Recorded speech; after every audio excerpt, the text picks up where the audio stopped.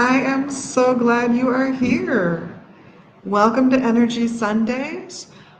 I'm going to spend a few weeks talking about one way of interpreting energy that we feel but we can't quite place in our bodies, that we can't, that weird feeling you get in your stomach when you get nervous, that kind of energy, and how they've been defined as being situated in the body by one particular culture. In this case, this will be the system from India, the chakras. So what are they? Why are they? Why should we care?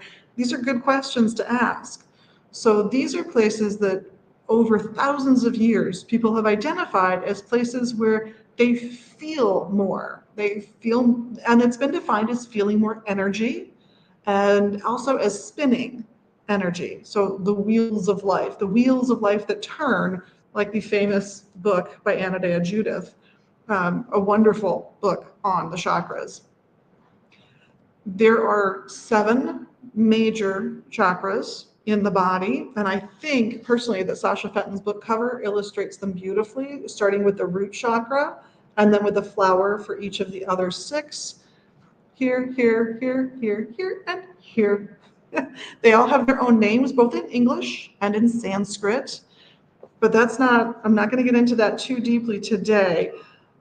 These chakras happen to be places where there is a plexus of nerves, each of them. There's a group of nerves, like a little bundle, a little cluster, if you will, that sits there, that if it's firing a lot, you genuinely might feel it depending on how sensitive you are to these things. I think you're most likely to feel it in your gut. So when we talk about gut instincts, I would put that within the realm of one of the chakras. So chakras are really about observing your body and what's going on in it and what makes your body happy and glad that we're all here and what makes your body have to work harder to be glad we're all here. So think in terms of energy from the highest considerations, things where you might get spiritual, things where you might get psychic, all the way down through the love we have with relationships and going further down to basic survival instincts. Someone threatens your survival, it's possible for certain parts of your lower abdomen to tighten up, to tense up. That would be those chakras responding to the perceived threat that you're experiencing. And that's important. That's an important cue to you to change something that you're doing right now. Because your body is saying, no, no, no, no, no, no, no, no, we don't like it. And when your body does like what's going on, it tends to relax and open up, which is how things like flowers came to be associated, like these flowers came to be associated with chakras. I don't care, by the way, if you say chakras or chakras, won't bother me. I will know what you mean, so it's okay either way.